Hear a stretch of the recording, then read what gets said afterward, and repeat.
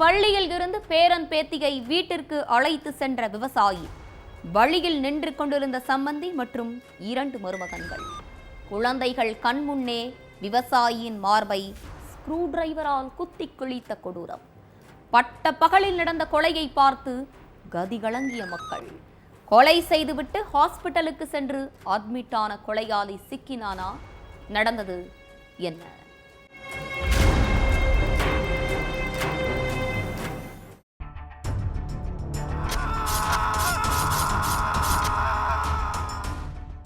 சாயங்காலம் 4 மணி இருக்கும். ஸ்கூல் முடிஞ்சதும் பேக தூக்கிட்டு பசங்க எல்லாரும் ஜாலியா வீட்டுக்கு கிளம்புறாங்க. கேட்டுக்கு வெளியே நின்னுட்டு இருந்த பசங்களோட அம்மா, அப்பா, தாத்தா, பாட்டின்னு யாரோ ஒருத்தர் ஸ்கூலுக்கு வந்து தங்களோட பிள்ளைகளை வீட்டுக்கு கூப்பிட்டு போயிட்டு இருந்தாங்க.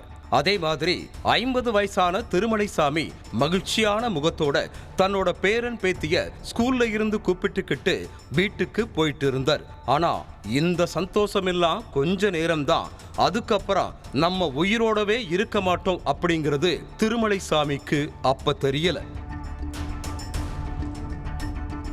ரோட்ல நடந்து போயிட்டு இருந்தப்ப மலைப்பாளையம் பக்கத்துல திருமலைசாமியோட சம்பந்தி பொன்னுசாமி, மருமகன் சாந்தகுமார், குழந்தைகளோட பெரியப்பா பாலபிரதாப் 3 பேரும் நின்னு பேசிட்டு இருந்தாங்க.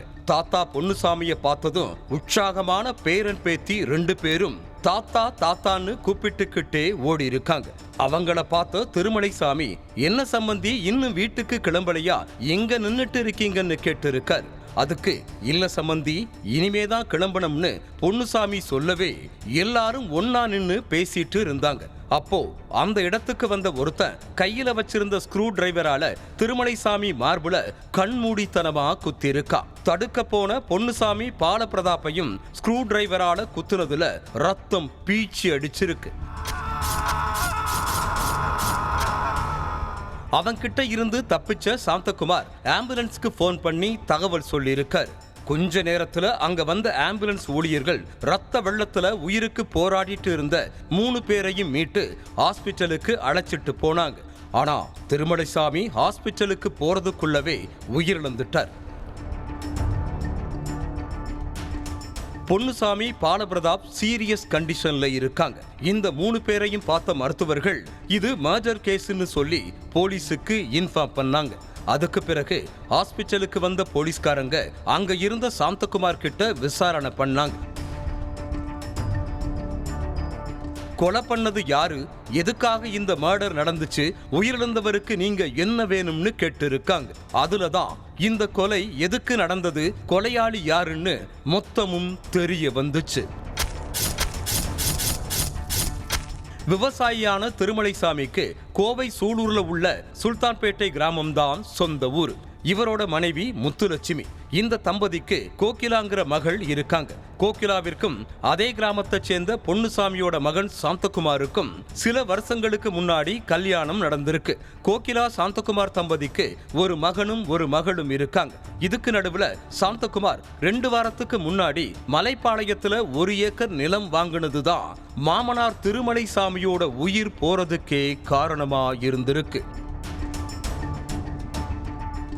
சாந்தகுமார் நிலத்துக்கு பக்கத்துல கண்ணப்பன்கிறவரோட நிலம் இருக்கு.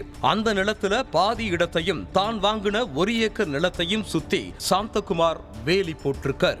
அப்போ நிலத்தை பாக்குறதுக்காக அங்க வந்த கண்ணப்பன் தன்னோட நிலத்தையும் சுத்தி வேலி போட்டதை பார்த்து சாந்தகுமார் கிட்ட சண்டை போட்டிருக்காரு.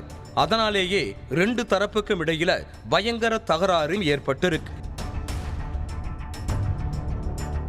நான் பணம் கொடுத்து வாங்கின இடத்தை உன்னோட இடம்னு சொன்னதும் தூக்கி கொடுத்துருவேனான்னு கேட்டு கண்ணப்பன் கிட்ட சத்தம் போட்டு இருக்காரு சாந்தகுமார். அப்போ அவர் கூட மாமனார் திருமலைசாமி, அப்பா பொன்னுசாமி, அண்ணன் பாலபிரதாப் 3 பேரும் இருந்தாங்க. கண்ணப்பன் சொல்ற எதையுமே காதுல வாங்காம நிலத்தை சீர்படுத்துற வேலையில ஈடுபட்டு இருக்காங்க. அதனாலே 2 தரப்புக்கும் இடையில பயங்கர வாக்குவாதம் ஏற்பட்டிருக்கு. இந்த சண்டையை பார்த்துட்டு பக்கத்துல இருந்த ஒரு சிலர் வந்து சமாதானம் பண்ணி கலைச்சு விட்டு இருக்காங்க. ஆனா 2 பேரும் அடங்குற மாதிரி தெரியல. அடுத்து திருமலைசாமி மருமகனையும் சம்பந்தியையும் சமாதானப்படுத்தியிருக்கார். இப்ப வீட்டுக்கு கிளம்பலாம், விடிஞ்சதும் நேரத்தோட வந்து நிலத்துக்கு வேலி போடலாம்னு சொல்லியிருக்காரு திருமலைசாமி.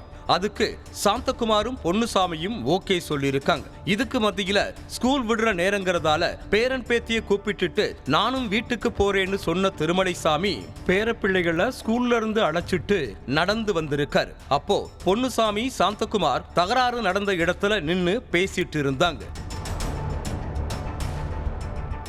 அந்த நேரத்துல அங்க வந்த கண்ணப்பன், என்னடா நீங்க இன்னும் இங்கிருந்து போகலையா, என் இடத்தை அபகரிக்க திட்டம் போடுறீங்களான்னு கேட்டு கையில வச்சிருந்த ஸ்க்ரூ டிரைவரால திருமலைசாமியையும் பொன்னுசாமி பாலபிரதாப் 3 பேரையும் குழந்தைகள் கண் முன்னாடியே கண்மூடித்தனமா குத்திட்டு எஸ்கேப் ஆகியிருக்கா.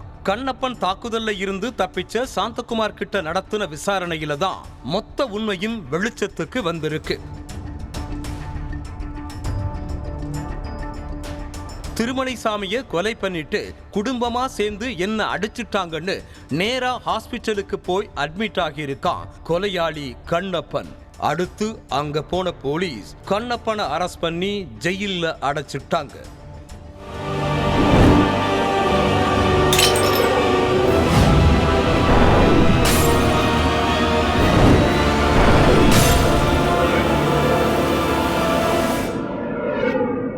நிகழ்தகவு